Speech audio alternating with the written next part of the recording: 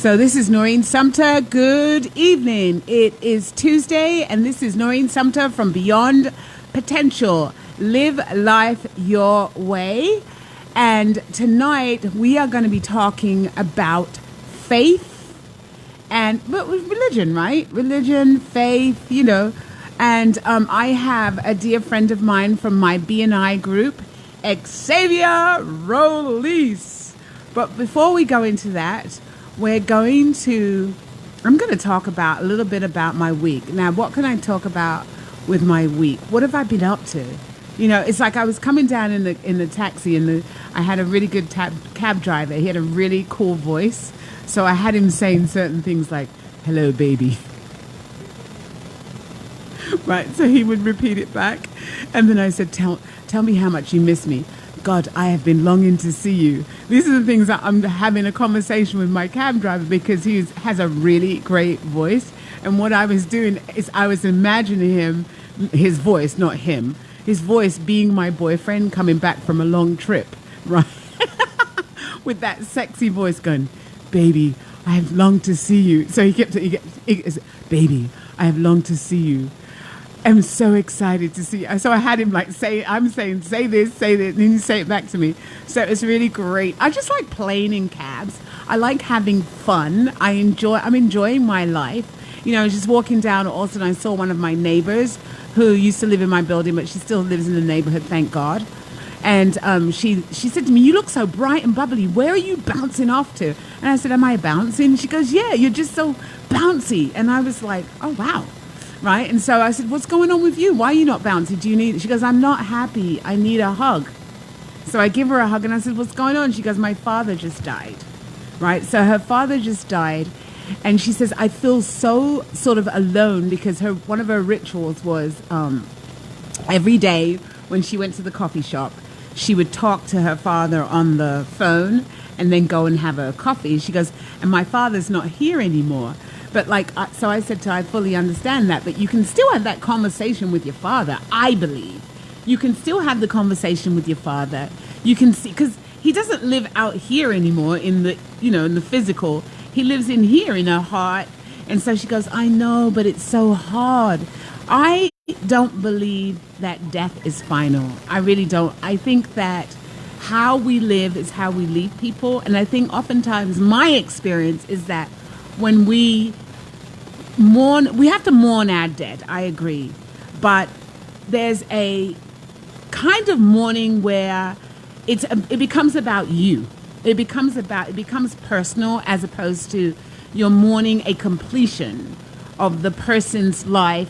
But I always think it's good to sort of celebrate that person's life, talk about the good things that your father did or the relationship, share him with other people. So I shared that with her, and she was like, "You're right, I'm going to try and do that." So gave her another hug, and I bounced off down the road. And that's when I got in the cab with, "Hello, baby." So tonight, I am so excited to have Xavier on my show, because Xavier and I'm going to say I was a little loggerhead with Xavier, right? But you know what? I found the man inside the man. I just think he's so amazing, and I'm just so grateful to have him on my show.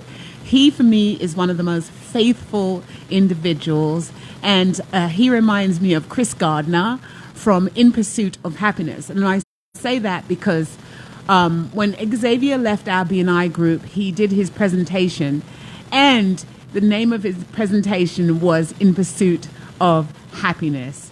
And so I would like for you all to join me tonight to say welcome to Xavier. And we have technical difficulties. The computer is acting out, so I'm coming to you from my phone. So this is Xavier. Xavier, maybe in the break, one of the kids will help you set up your phone, okay, so that you can, let's just move it over. And have your turn on the, can they see you? Can they see you? Can you be seen yet? Here, I have to turn a little bit. But Noreen, thank you so much for having me here. I consider it truly a privilege for you to share this forum with me. I really appreciate it. And I admire you, actually, Thank because you. Even just in the time it's taken me to prepare to be a part of this, you do this every week.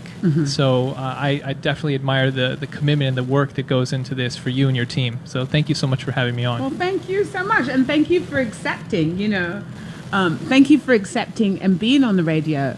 And when I thought about having a show about faith and religion, and, faith and religion is one of those conversations that you don't really want to touch it. You know what I mean? It takes something and someone to actually have this conversation.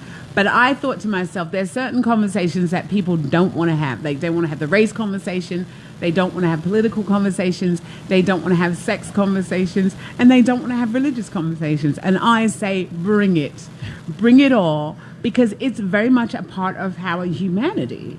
Whether we agree or disagree, whether we're afraid or not, it's really an important part of our lives. And so we had a conversation this week, Xavier and I, and one of the things that resonated for me when you were speaking was stories. How you use stories in the Bible and interpret them into your life. Am I right by saying that? Yes, something I seek to do regularly. I think that, and that's probably a typical practice for anyone whose faith involves some type of sacred text. Whether it's the Torah or the Bhagavad Gita or the Quran, there's something that's been handed down to you that you take and you use on a regular basis. It's supposed to be you're a living expression of these things. Right. So, yeah, just as we begin, because I've already made mention of a few things. Right. Some of these things I've read a little bit in. Some of these things I haven't. And I think it's probably good to begin with a disclaimer. Right. We're having a conversation about faith, but I'm by no means sort of credentialed as a theologian or you're a human being having a conversation. And I want to back up because we didn't introduce you. Who are you? Where are you from? How did you get to this point in your life? Tell us a little bit about your history. Okay, well, before we get there, I just wanted to let you know that I actually brought you a gift. Oh, you did? Yes, for having me on, and it'll be a little bit of introducing my story. So, it's actually right here. It's a couple slices of pizza from a place called John's Pizzeria. Well, you know what? I would love to eat pizza, but I can't because I'm on a no-carbs keto diet because of my diabetes. But I'm going to extend it to everybody in the room, so and I can live vicariously. First caller gets 2 slices of pizza. That's in the mail. That's what it is. And the reason actually I picked it up, I went there today to eat, and so you're Italian? No. Oh. So the pizzeria, John's Pizzeria on 8th Avenue and 44th, actually used to be a church, and it was built in the 1800s. Wow. And the pastor, the minister who built the church was Reverend A.B. Simpson. A.B. Simpson was the founder of the Christian Missionary Alliance and happens to be the namesake for the university that I attended in California, Simpson University. So it was nice to be in those halls. It's unlike any other pizzeria you probably ever eaten in. It has these vaulted ceilings and stained glass windows. Oh my God! And it has the original chandeliers from the church. Where I sat today was the very location that A.B. Simpson would have delivered sermons from. And so for me, it was very nostalgic, and I'm sharing that experience with you, which we're going to share with the first caller who gets it. I don't know whether to be excited, saddened, or disgusted. I really don't know what to be. Because But no, that's New York real estate. You can be all of those things. Exactly. It is New York real estate. I know if this was anywhere in Europe, this wouldn't happen. It would still be a church. But it is a pizzeria. And where is that again? Tell me where that is again. It's on 8th Avenue, and the entrance is on 44th Street. Oh, my, 8th Avenue and 44th Street. I'm going to have to take a peek. That is unbelievable. They have salads for anyone on a keto diet. Yeah, I'm on the keto diet. No carbs. I haven't had carbs in 3 months. I've had no cake, no bread, no pizza, no potatoes, no yams, none of that stuff in 3 months. Maybe you don't have to call it a diet. Maybe you can call it fasting. I do fast as well. I actually do fast. I do intermittent fasting, but I don't I don't miss it. I mean, I see it and I go, oh, that looks so lovely. But then I just go, thank you very much, and keep it moving. Yeah. So tell us, where do you come from? Where are you from originally? You live in were you born in California? I was born in San Francisco, California, and I was raised in the San Francisco Bay Area. I'm the oldest of four. I have a younger sister and then younger brothers who are twins. I've been here in the New York area since 2000. Are you Spanish? 7. Well, it's kind of a long story. I think I could only be born in this century in a way. I'll try to not take up the rest of our show with this. Okay. So my mother's family is Mexican American. Okay. They've been here for 3 generations and in California. So that part was easy. My father's side is a little bit more complicated. So my father's family is Portuguese ethnically, but in the 1700s, one of our ancestors had immigrated to Macau, which was a Portuguese trading post in China, and became a Portuguese colony under Portuguese rule, similar to, I believe, how Hong Kong was under English rule in China. So 1700s, fast forward to World War II, my family had been entirely in China in that time. So a lot of my cousins, a lot of my father's family are intermarried with Chinese. So and then after World War II, to sort of escape the occupation there, they immigrated to Brazil for a few years, where my father was born in 1963, and then my father at 16 Damn, I could be you could be my son. You could be your father and I are the same age. No, really? Your father is 55, right? He would be 62. Yeah, okay. He would be. And so he came to the United States at 15.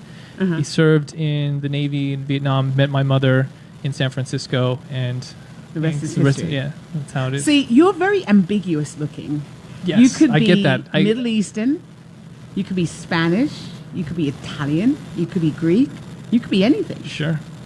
You could get all those free passes. I've had people ask black, me, you could even be black. I have had people at the park say, "Are you Moroccan? Are you Egyptian?"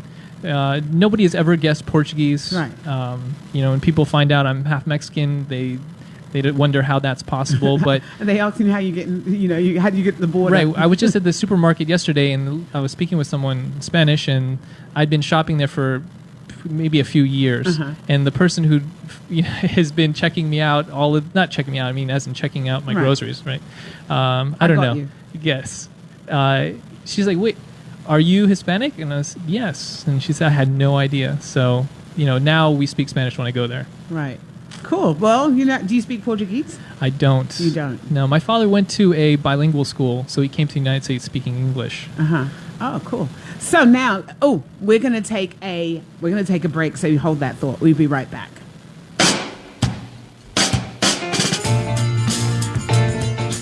You're listening to the Talking Alternative Network.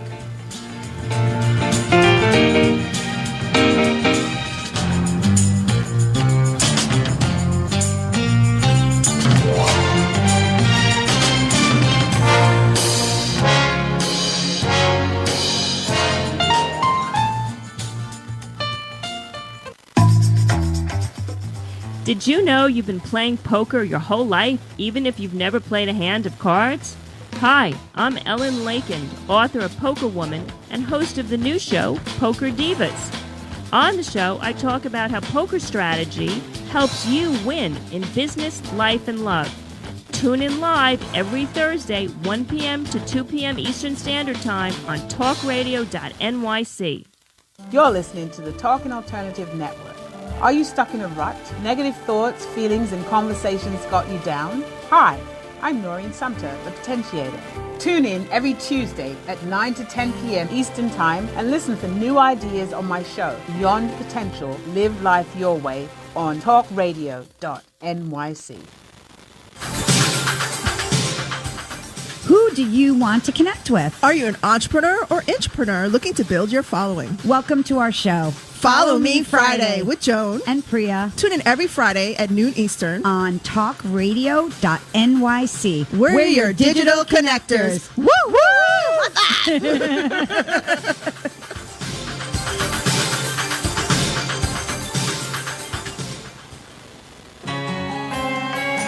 Talking Alternative Radio, 24 hours a day.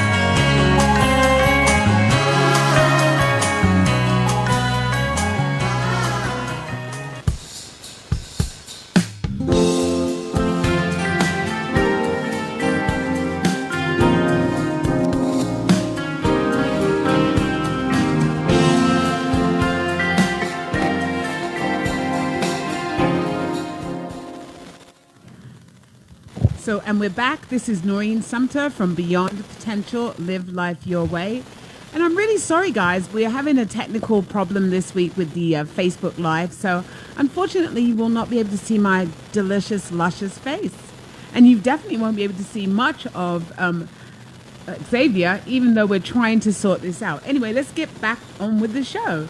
So, Xavier, you bought a ton of books. I did. So, like, what's your favorite story in the Bible?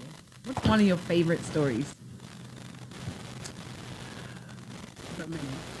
There are so many. I would have to say, I think the prodigal son is one of my favorites. What makes it your favorite? There's so many dynamics in it, and I honestly find myself being one or the other sometimes. There's the older son who was faithful to work and stay, but in the end he had selfish motives and an unforgiving heart. And the other side, you have the younger son who, was very honest about his selfish motives, and then went out but became repentant and had a hard time accepting forgiveness. But don't you think we're all selfish? Well, I think that.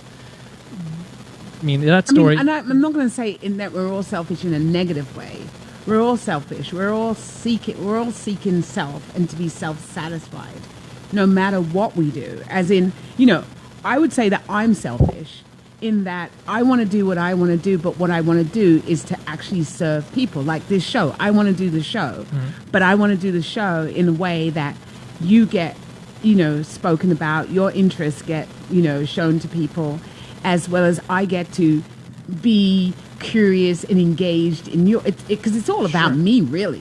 Well, ultimately. There's been some interesting, commentary and writing recently on just what are the things that we actually want in life, right? And how sometimes those innate desires lead people to faith, right? One famous author and speaker is Ravi Zacharias, and he talks about. In life, we all want four things. We want wonder, we want truth, we want love, and we want security. And as the various cycles of life lead us to those things easier than in various times. So as a child, things just make you wonder, whether it's encountering new experiences, learning new words, meeting new people. Right. And then as you grow into an adult, you start to ask yourself about the world that you live in, and you want to create definitions. Sometimes you have some of those definitions already inherited, but you want to know what is true, what is worthwhile. And then navigating this life, you don't want to navigate this life alone. You gravitate towards an interest in love. And then as you start to move on, you look back at your life and you want to know that it was all for a purpose or a reason, right? And what's coming next, perhaps, and that's a movement towards security. And so a lot of times people find themselves wondering about faith in any one of these moments. If you encounter something that just seems tremendously wonderful, tremendously majestic, something almost inexplicable that you respond to. Where can that lead you, or is that an experience in and of itself? And if it leads you to a thought of purpose, or if it leads you to a thought of even blessing, right? Perhaps this is here, for a reason. I'm encountering, this scene or this experience, this moment, this feeling, and so where did it come from, and why is it happening? And so that's one way that people actually, these things that we want, these things that we need in many ways. Can lead to a person to faith. I think I know it was that for me, and how my faith journey started. It was interesting to talk to my parents and find out how their faith journey started. Right. Well, your parents religious, spiritual? My parents were very, well, I would say my father was a very devout Catholic. Okay. And his father's a devout Catholic, and all the way to the first Portuguese person, I Right. think, that's what my father's side was. Right. My mother was culturally Catholic, and, growing up Mexican-American, that's predominant part of the culture. But she had an encounter with Baptist missionaries in San Francisco that told her she was going to hell because she didn't have a relationship with Christ. And for my mother, theologically, it was not a question because she had been baptized. And so you see this differentiation between what leads to salvation or what leads to a connection with God, in a very different understanding for the two of them. And I remember my mother, that experience never left her, so that it was about, I would say, 20 years later when she was a single mother and I was attending a Protestant school. And that was purely because my mother wanted me to have a good education. Right. She was not concerned with the spiritual element at all. Right. But at that time, she had a friend who was attending a Baptist church, and I think she was still wrestling with that experience. And but at this time, she wanted to have some questions answered. Right. So she actually transitioned or converted. I don't know that it's really truly a became conversion. Baptist? She started attending a Baptist church. She doesn't attend a Baptist church anymore. Right. She attends a church that I believe is sort of non-denominational, but. Okay. That was an interesting seed, that is blossomed into her faith, Right. And all of our faith. Myself, my brother, my sister, and my other brother all profess to be Christians. Right. So that's how that began. What denomination are you? Like, I attend a Baptist church. I attend Trinity Baptist on Upper East Side on East 61st Street. I was educated at the Christian and Missionary Alliance, so you can imagine that's an organization. It's now really a denomination that seeks to bridge, because there are over 10,000 denominations really? of Christianity. Jesus. Yeah. Jesus. That's quite a few. But I think 10,000? yes. As far Here as I know. am. I'm always thinking it's probably like 4, But coming to America, I realize there are a ton. Yeah. Right. I was. Well, you just think about like raised- Baptist, Southern Baptist, Yes. Northern Baptist, Conservative Baptist. It's like AME, General Baptist. all and these it's like- different kind of yeah. So the church up the street that I used to go to, and I only went because the music was really good, right? I'm not religious. I believe in a higher power, but I wouldn't describe myself as a religious person.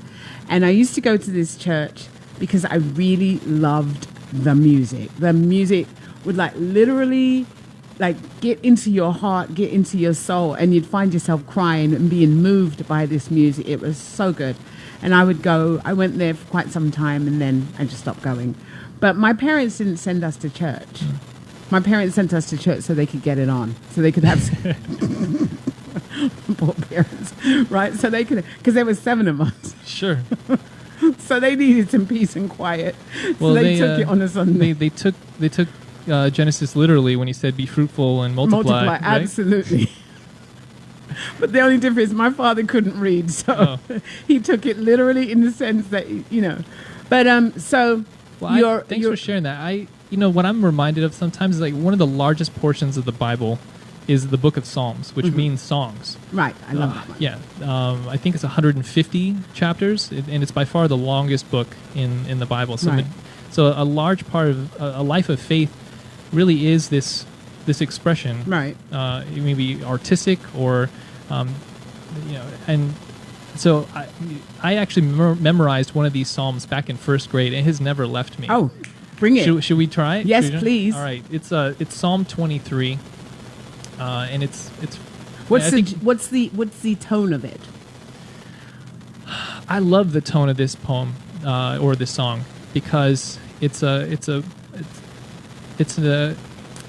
full of gratitude, and it's something that actually has helped me through a number of hard times in life. Like just knowing this psalm and reciting it to myself Right.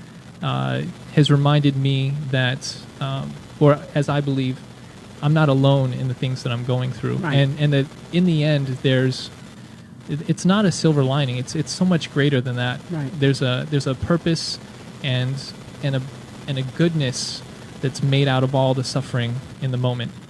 So it's Psalm 23, and it's the Lord is my shepherd. Oh, yes. Right? I of shall not course. want.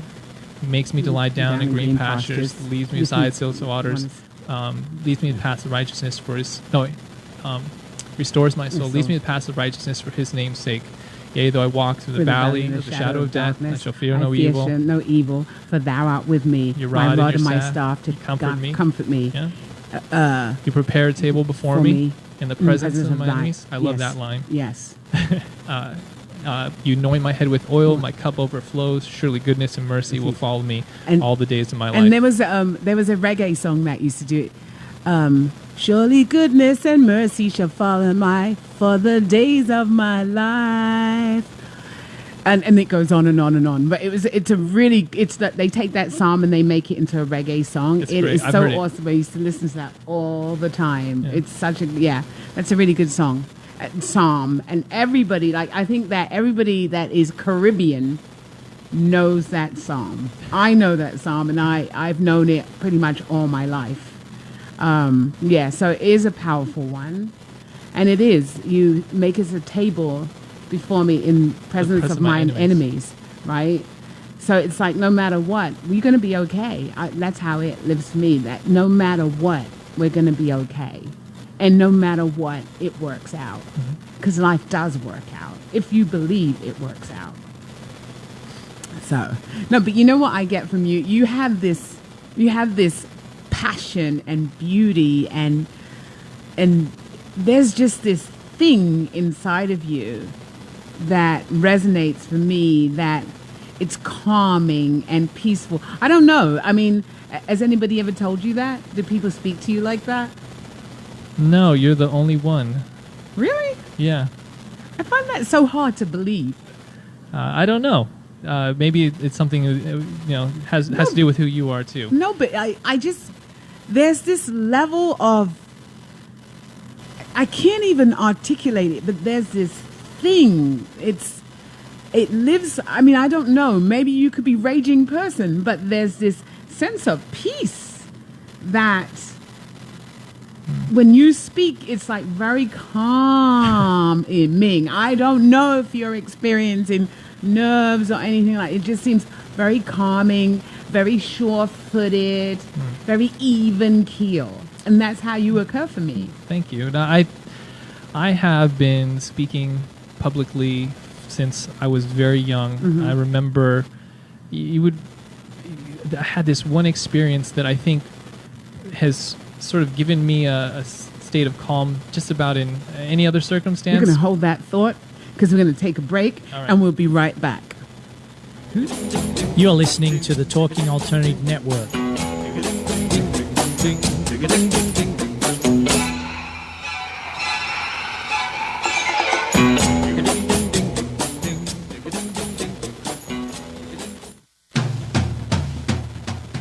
Are you into comics, movies, and pop culture at large? What about music and TV? Then you're in for a treat. This is Michael Dolce, your host on TalkingAlternative.com. I've been professionally writing comic books, screenplays, and music articles for almost 15 years. Catch my show, Secrets of the Sire, at its new primetime slot, Wednesdays, 8 p.m. Eastern Time, and get the inside scoop on the pop culture universe you love to talk about. For more info, go to secretsofthesire.com.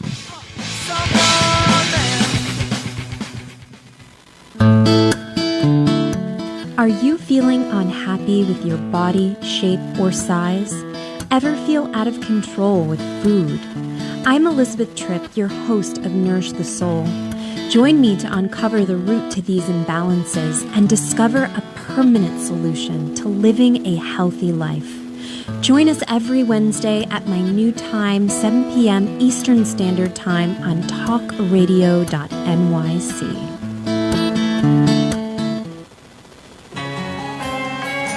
Talking Alternative Radio, 24 hours a day.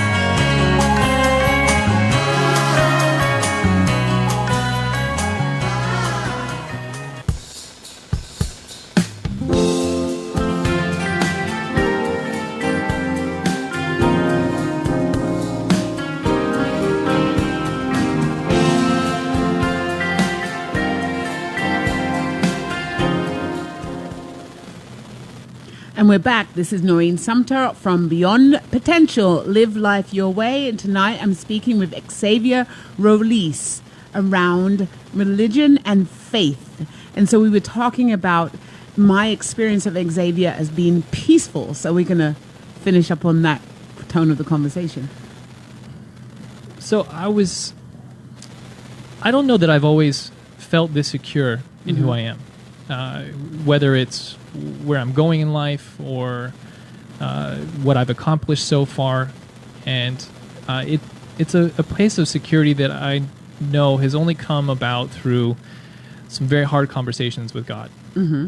And I remember this one conversation I had with God a few years ago when everything that I had thought I would have in life seemed to be slipping out of my hands. Mm-hmm. Whether it was the job I had dreamed of, the relationships I thought I'd have, the lifestyle I was pursuing, it was all falling away. Right. And to that point, I felt like I had been a very good follower of God, of Christ as I knew good servant. it. Right, exactly. And so I started to list with God all the things I believed I had ever done for Him without any, selfish motive. Right. I put in that. So I was in a field and I just grabbed this handful of flowers, wildflowers, and I dug a hole and I said, okay, all of these things I've ever done for you, and I started to list them as I threw the flowers into the hole. Right. Whether it was a mission trip, drama. Exactly. Whether it was a mission trip I had been on, whether it was there was a time where I was one of those people on the subway saying, "Hey, good morning, New York. I've got a message to share with you." I've done that before. What are they called? No.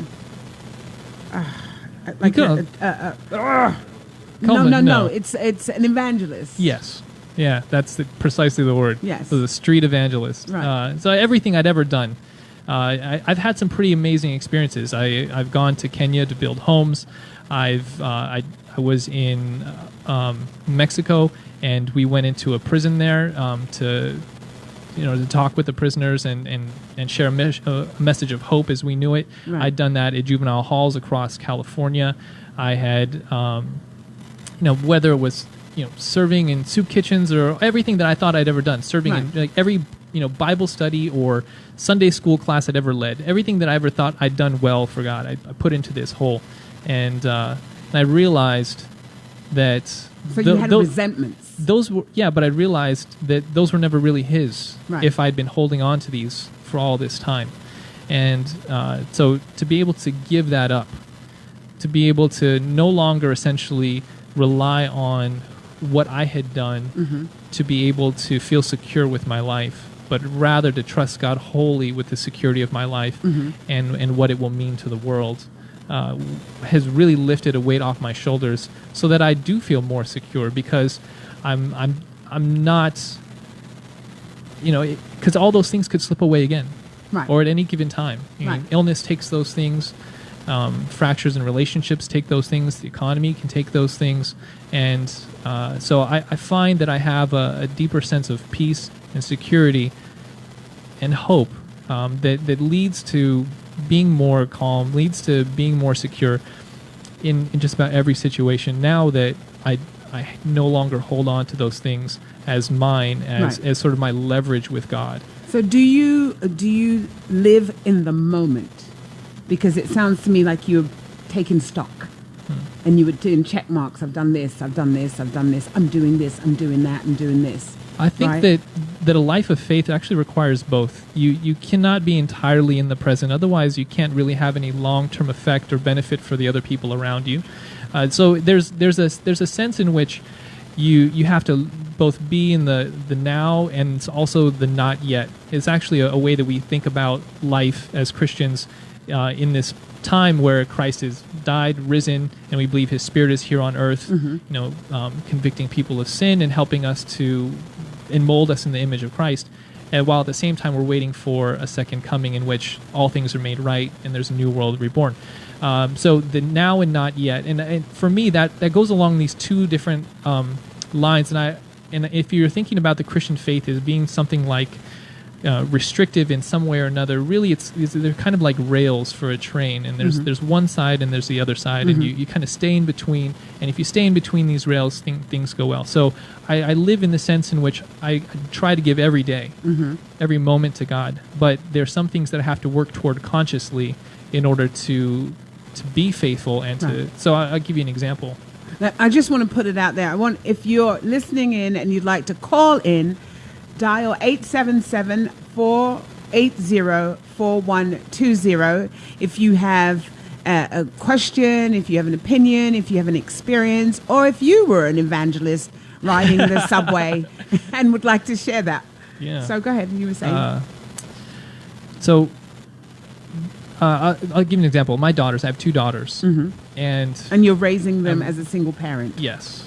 Kudos to you. Thank you. And you know what? Truthfully, I'm only able to do that because I saw my mom do it with 4 children. And I don't have the burden that she had because I don't have myself as a child. That would be hard, I would have to say. But so as I'm raising my kids, there are the things that happen every day that I have to be accounting for. Homework, meals, laundry, things like that. But I also have to be looking at things long term, like putting away money for a college plan. I've thinking about what are the aptitudes in my children and how do I guide them towards perhaps meaningful professions in the future. You know, what type of social relationships and dynamics do they have now? Will they need now as my oldest is entering middle school? And things like that. So there's a very real sense in which everything is on a day-to-day basis, but at the same time, I'm still working this long-term, sort of a creative, plan, and I believe that God works that way with us to ask us or as a parent, and so my life should reflect that as well. I expect my children to be doing things I ask them to do on a regular basis, but I expect them to be showing signs of independence and growing independence, doing things on their own. So that's how I look at it. Yeah, they should definitely be growing independence, and I like that. Oh, that's why I was just thinking that you have a child going to middle school. I'm like, that's a challenge in itself, and you're raising 2 children by yourself, and also you came to New York. And I love the story that you shared with us when you were completing with Abby and I, that the struggles that you were going through, but nobody knew it because you really held on like a trooper. Like, I mean, you probably shared, and like this man was you were like a straw, just sucking up information, going out there, putting yourself. And you said that you wore the same suit for how long? I didn't even have a suit for a long time. And before we go further, I just want to say, yes, I'm a single parent, but I have to give credit to their mother. She's very much involved in their lives, and she's doing everything she can. Yeah.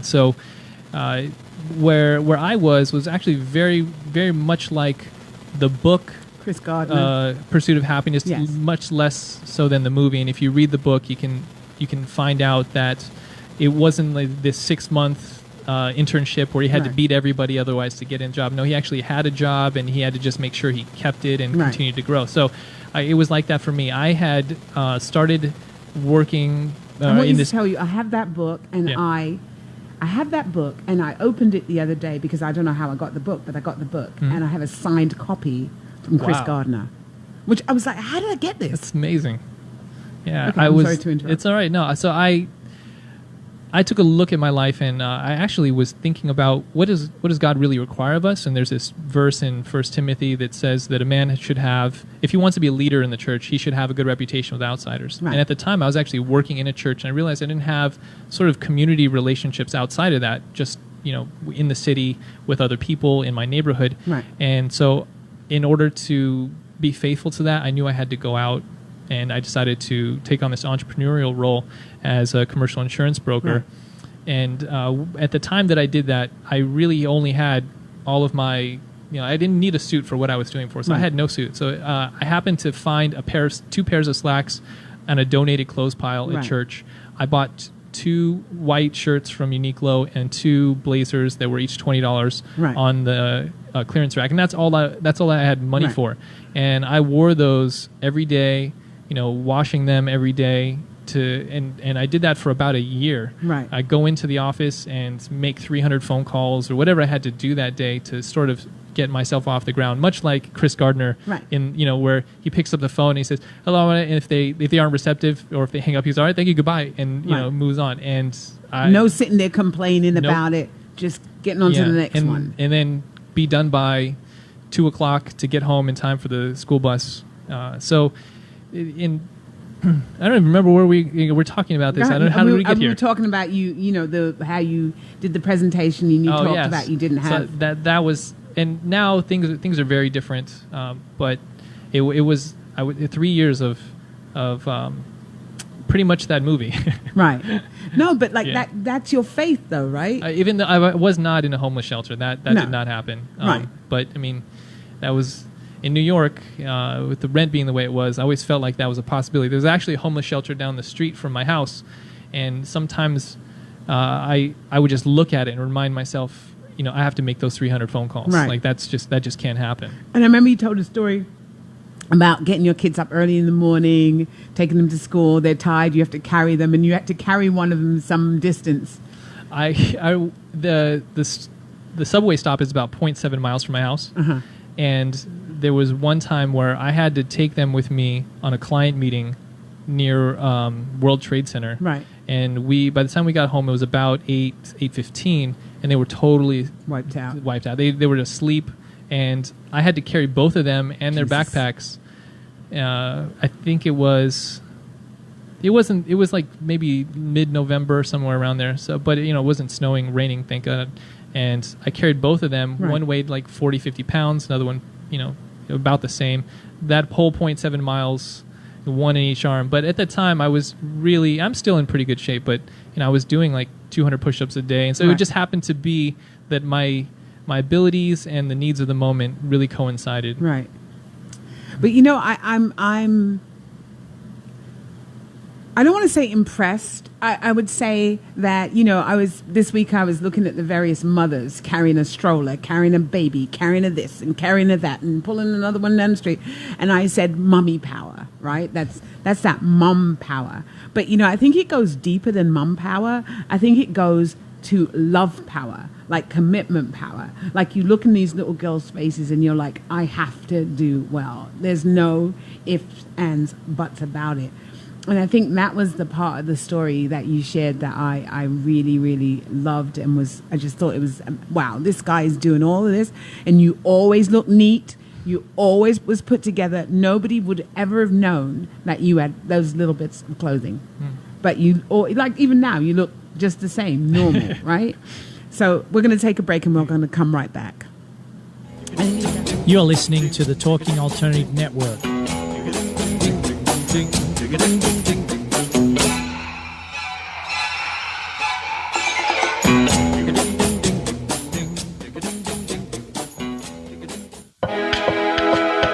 The best designs for your life start at home. I'm David Gardner, interior designer and host of At Home. Listen live Tuesday nights at 8 p.m. Eastern Time as we talk to the very best professionals about interior design and the design that's all around us, right here on talkradio.nyc. Are you a conscious co-creator? Are you on a quest to raise your vibration and your consciousness? I'm Sam Leibowitz, your conscious consultant, and on my show, The Conscious Consultant Hour, Awakening Humanity, we will touch upon all these topics and more. Listen live at our new time on Thursdays at 12 noon Eastern Time. That's The Conscious Consultant Hour, Awakening Humanity, Thursdays 12 noon on talkradio.nyc.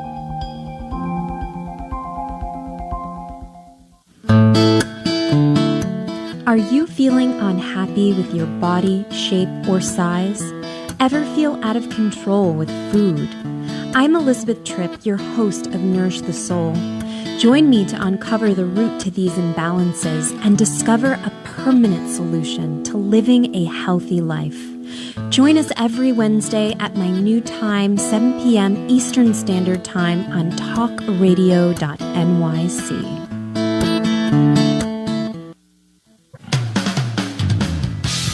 talkingalternative.com.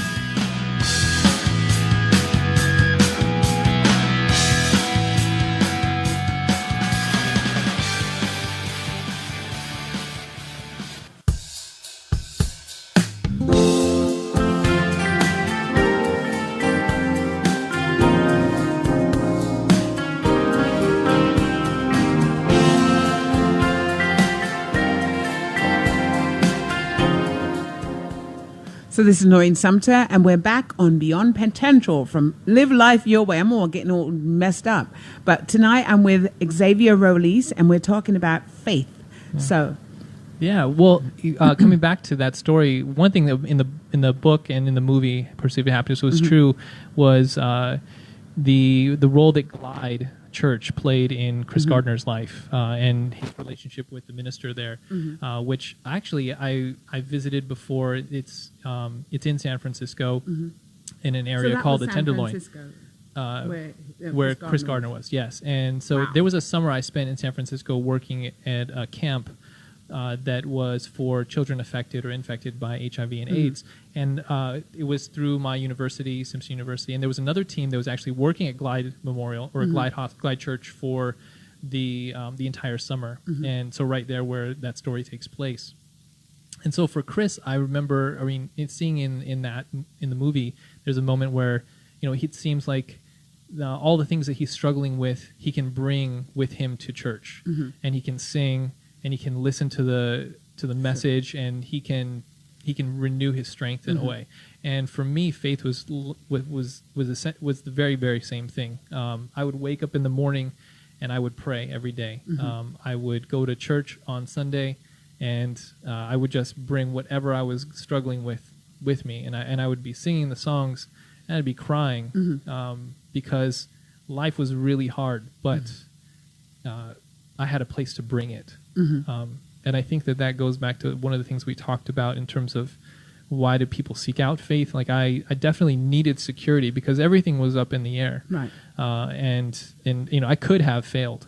I really could have. There were 6 other people that started with me, and I'm the only one that made it. At least at my firm, one of the other people in my firm has gone on to another firm, has done very well as well. But it was that kind of concern, that this might not work, and I didn't have a plan B. So it was up to God really to help out here, wherever, however, and I was just going on that. So, and I think in Chris's story, it's very much the same way you see that portrayed in the movie and in the book very clearly.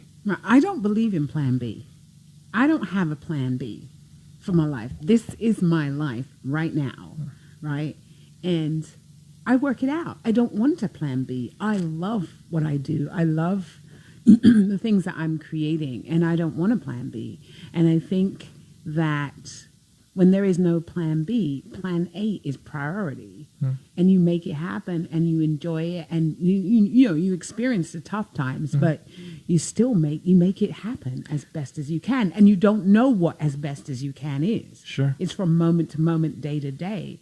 But it's like you're creating, like you just said when we were offline, that your children were tired and hungry. They had a long day, and you said, we got to go pick up a check. And they were like, okay, change of, they understand that. But it's good that you were creating checks. You weren't just sitting there at, some cashier at McDonald's trying to make something. And even if you were, you'd do that, and you'd probably be studying and getting to the next things. It's the nature of who you are. Well, for me, this was not my plan A. My plan A was working at the church where I was, and it was when I had read that verse that said that a person must have a good reputation in the community in order to be effective in the church. I realized if I wanted to do that role or be in that role ever again, I would have to be obedient to that qualification. Right. So it was me trusting God's plan rather than me saying, this is my plan and God help me. And I think that's one of the things that is probably more or less confusing for people who think that if you join a faith, God's going to take away your life plan. He's going to change it in some way, or he's going to give you something that you don't want, or he's going to ask you to do something you want. Now, in the Christian Missionary Alliance, Simpson University, one of the things that is very often talked about in our within this group, you know, the alumni, the school itself, is people who have suffered because they believed because they were doing something they believed God had called them to do, whether it was to the extent that they were literally martyred for their faith, you know, for trying to share this message of hope in a place that doesn't want to accept it, whether it's Saudi Arabia or Thailand or anywhere, and even down to things like I have a friend who's right now in a country I can't name, you know, and I can't even say his name because if they were to be found out that they were there, their family would be in danger. Right. So. And they're you know, subject to poverty. They're subject to disease. They're subject to not having all the comforts that we have, where you can just go to a doctor. You know, so it's, you know, they had a medical incident and they had to go, you know, dozens of miles, you know, to another city to find a doctor who could help with this. Right. And, you know, not having clean water, all these things, but they subject themselves to these things, and I think that most people think about faith probably in this fanatical way that this is what everyone gets called to do, and their plan gets fixed. So I've heard that before, and that's why I wanted to bring it up. No, I don't think that you do. I mean, I know that I had a breakdown. I mean, I wanted to be a coach, but not really. I didn't know what it entailed, and I had a breakdown when I actually chose that this is what I was going to do. I actually laid on my couch for 2 weeks and cried. Right, every day, just cried.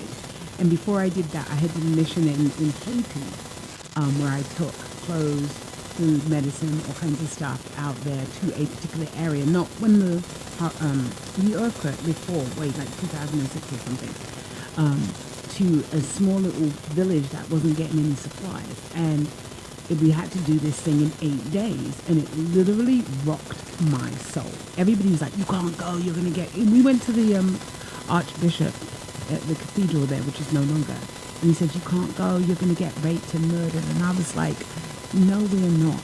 You know, this is not going to happen." But I had dreamt about this thing happening in my life years before. I'm going on these dirt roads and I'm seeing trees rooted up with just the roots and all white, and I'm like, why am I having these dreams? What is that about? And literally, when I went to Haiti, you know how things unfold?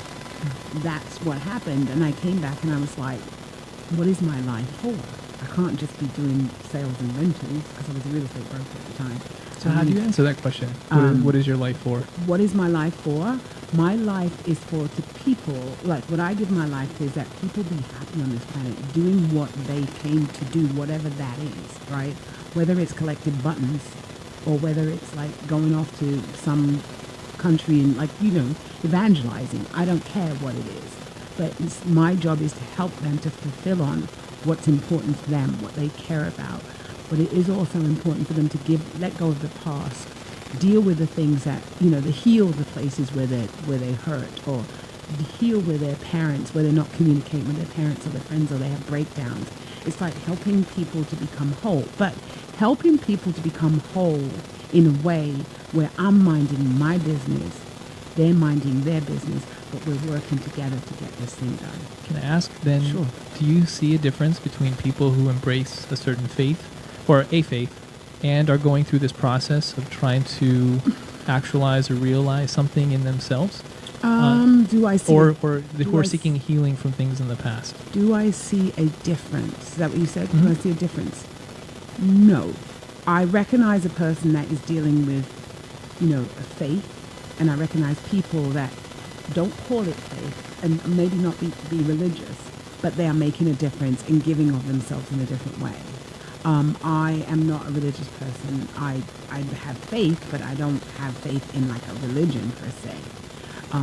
But I do believe in honoring your right to your religion and honoring whatever people choose to practice and giving them a respect. But I don't want to be subjected to a religion per se. But you know, people are free to be and do whatever they want to do. I will come to your church. I will participate, but I just will not become a member. Sure, you'd be really welcome. I asked that question because I'm curious to know too. Yeah. If people have asked me about what it's like to go through that. And I don't know that I've gone through something without the perspective of faith. So I grew up with it. I didn't always own it. Sometimes, I tried to operate without it. And so, I've tried to understand what it might be like for somebody kind of without that perspective. Right. And I know that similarly, I have a client who's Muslim, and when we talk about the business struggles that he encounters, trying to put together a deal that seems to be falling apart, and there's a lot of money at risk, and and I will encourage him to pray, right, in the way that he knows how. And I mean, what is my ultimate hope? My ultimate hope is that people would meet Christ, because I know the difference He's made in my life. And in the same way, I embrace rights for all people. That's right. for certain. But I do believe there's a specific hope that we find in Him that we can find nowhere else. I know it's meant that for my life, with all the research and investigation that I've done. In fact, I remember, it took an encounter with something I hadn't experienced before to be able to to arrive at that. And I think that hope is there for everyone as well. Well, I'm going to say that if ever there was a person that could, transform people and have them take on Christ, I would say it would be you. Because it's so subtle and so, I don't even have the words, but I would just say it would be you. So, are we at the end of the show? Thank you. So we're at the end of the show. It's gone so quickly, and I'm over time. But I just want to say thank you for being on the show, and thank you for sharing yourself so candidly. Well, thank you. It was truly a privilege. Thank you for sharing. You're welcome. And bye-bye, people. I won't be in next week. You'll be listening to a recording of me. But I'll be back the following week. So this is Noreen Sumter signing off from Beyond Potential. Live life your way. Bye-bye. You're listening to the Talking Alternative Network.